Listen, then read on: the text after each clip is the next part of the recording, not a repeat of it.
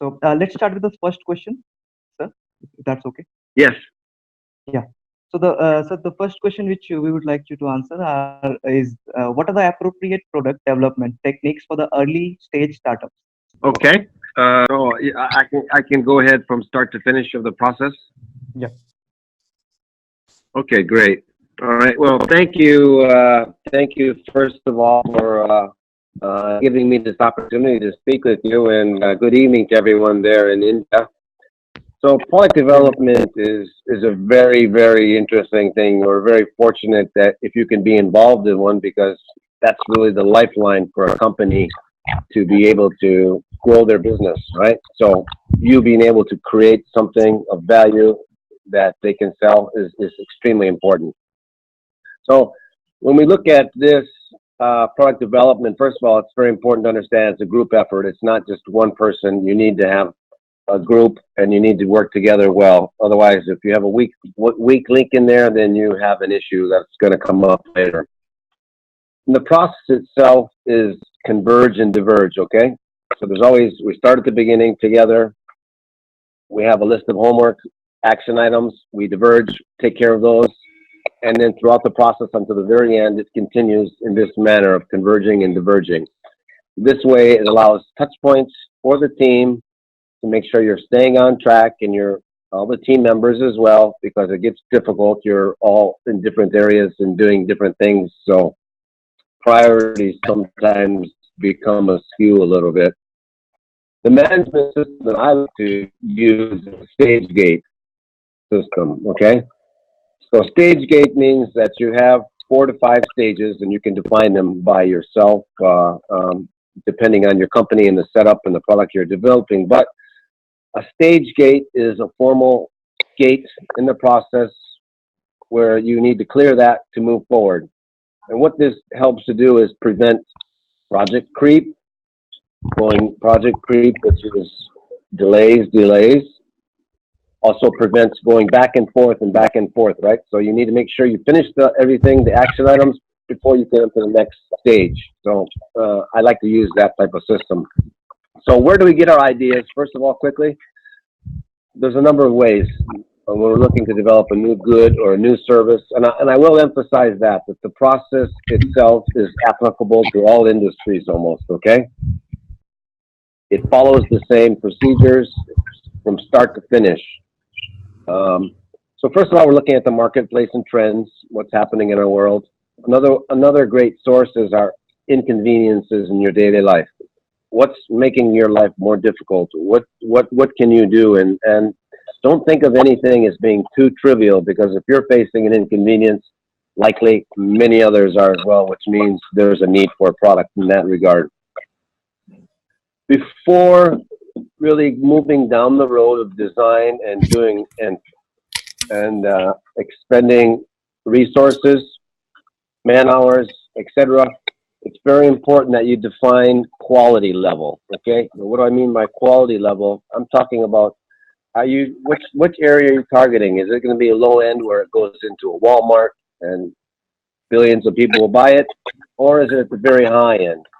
There's a significant difference when you go to design and develop in that regard, because it ends up with types of materials, the functionality, overall quality, and how long the product may last, let's say. So you need to be clear in your mind what level of quality are you targeting, and it also means the price point, because you can't design something way too expensive, a Gucci bag, and then try to sell it at the bottom end, right? Or vice versa. So you need to take care in that regard.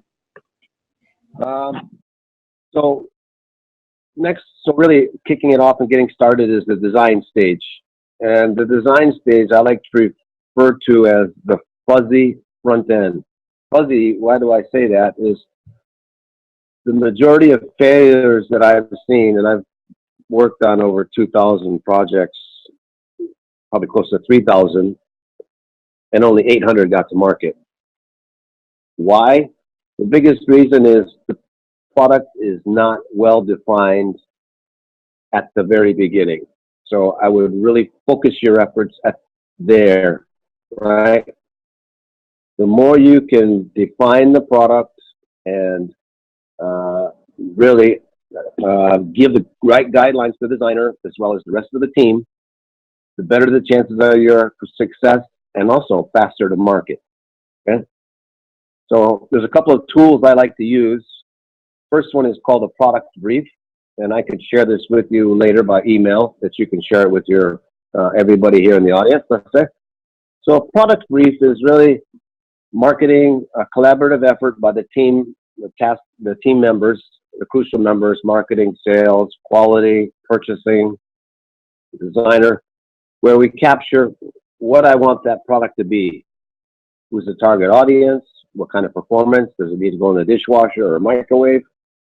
What's it going to do? Okay. But also in there, I tried to provide as much information as I can to the designer because sometimes we're going to be looking at line extensions, for example. So from a designer standpoint, you want to be able to feed them as much as you can so that when they're doing their thing, I'm not a designer. I make stuff happen. But the designers are, I respect them very much, but they're a very different breed of person. I say that with all due respect.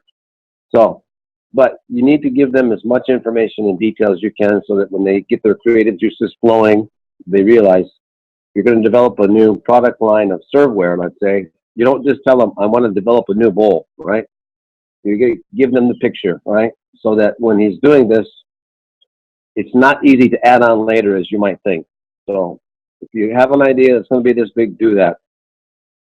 Next thing is product specs, product specifications. So from here, I begin to take what's in the product brief and I begin to define more from an engineering and quality standpoint what exactly the product's going to do. That's the performance. Is it going to go in the dishwasher? How many cycles? What raw materials is it going to use? If there's any regulatory matters that are related that I need to be aware of. So both of these, the product brief and the product specs, are dynamic documents that we continue to update and refine as we move along the process in the stage gate system. The product specs, once you get done at the very end, you'll have a very clear document that everybody can follow. They know exactly what the product is, how it's supposed to perform, and any applicable testing from a QA standpoint, etc. And again, as I said, the primary reason projects are late, and it's when you don't define it well, it's kind of like somebody who's imbibed alcohol. It takes 2 steps forward, 3 steps back, 2 steps to the left, 2 to the right, couple forward again, and you end up with before you know it, you're stuck in the design stage for 6 months when you're supposed to be getting to the market in 1 year. So if you don't define it well, your chances of success significantly diminish. So it's very, very important. So after the designer has done what they do, we get a chance to review that, select the design, and then we go to make prototypes. Okay? The prototypes are very important because a lot of people they can't see 2D, right? You need to have them be able to feel and touch and know it's this big. It's going to look like that. Oh, I didn't realize that when I saw the sketch before. So making a preliminary prototype is very important so that you can feel and touch it. Even you can use this with consumers to get some feedback as well as, when you're looking at the ergonomics of the product itself. How does that feel? Do you like that? If you could get consumer feedback, it's very important because that's ultimately who you're going to sell it to, right? So it's very easy when you have a prototype, even if it's a rough one, people can understand that. It's much better than just showing a 2D visual because 9 out of 10 people don't get it. So after we've gone through a prototype, next we're going to refine the design.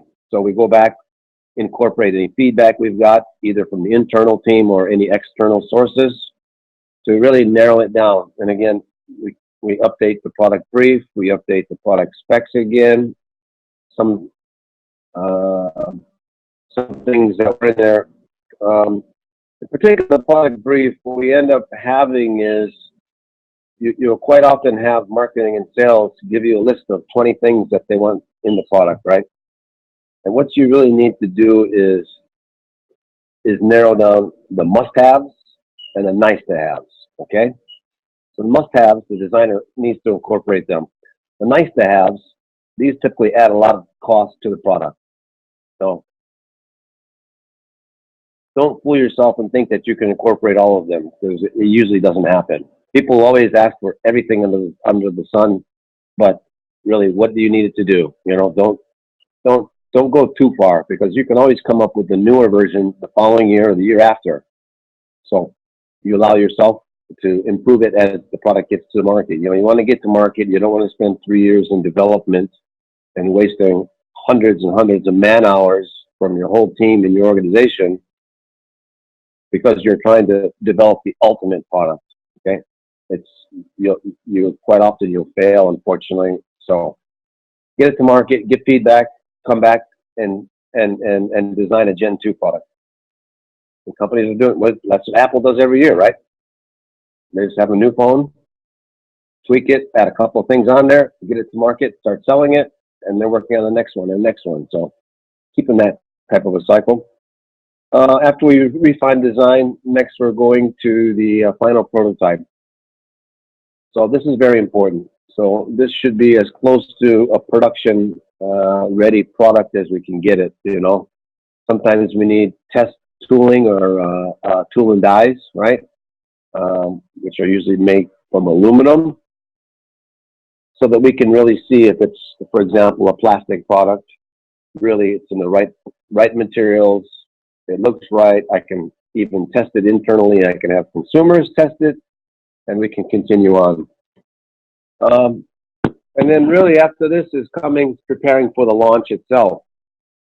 So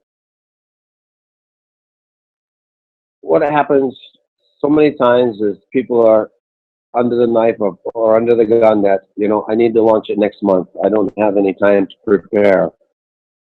This is like having a baby, right? You want to nurture and care for it, and then when it's ready to enter the world, I release it, I launch it with as much support and love and care as I can.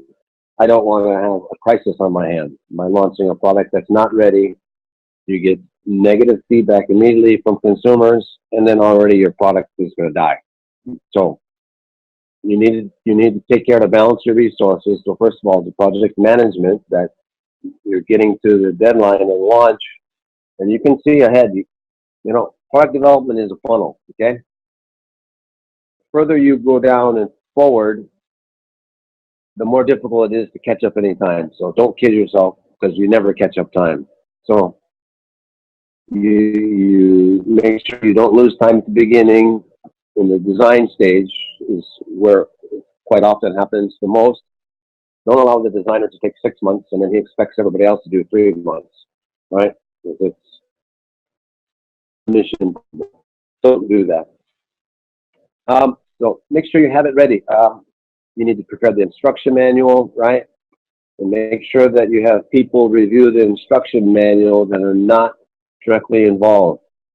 What I typically like to go to is HR, because HR is never involved in product development. So I give the product instructions to an HR person, or maybe accounting, right? Or even IT, because none of them are typically on a project team unless you're developing an IT software or finance. Let them read it. Does this make sense, right? Because typically you're so close to the product, you know it all, and you end up leaving things out, and you write them shorter and you try to make it much more concise to save money, whatever it may be, but you're cutting corners. So allow somebody else. I like to use demo guides as well, create those. So those can be in the form of a written or a visual, like a pictorial, which further helps consumers to really understand, but also the sales team, right? The sales team can use this because they may not be as familiar with our product. It's a great tool for them. Make sure once the product is done that you test it and you test it and you test it and you test it before you get it to the market, okay? The last thing you want is a safety issue, right? Because you can't always test 100% to a product prototype. So allow some time for the testing, production, evaluation. You don't want to launch something that's not safe, or as I said, that you're going to get negative feedback from consumers from the very beginning. in particular, when you think about it, it's, you're spending hundreds of man hours from, 5 to 6 different stakeholders from different departments. And then at the very end, you say, oh, forget it. Let's just rush and get it to market because we're late. So you're wasting all of that energy, effort, and time, money for the company, and you don't launch it in the right manner, and then it fails.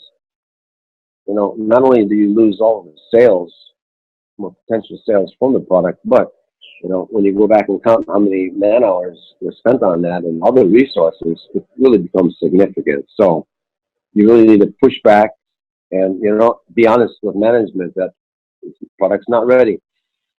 People don't like to hear that, but make sure that they understand it's always about risks, right? So you're looking at it as you move forward. DFEMAs are nice. I'm not sure if you're familiar with that, right? A design FEMA, DFMEAs, where we identify risks in the product and we take actions to alleviate that or incorporate it into the design or the post actions that were prepared should an issue arise. I can share more of that if you need. So that's pretty much the process. It is very straightforward.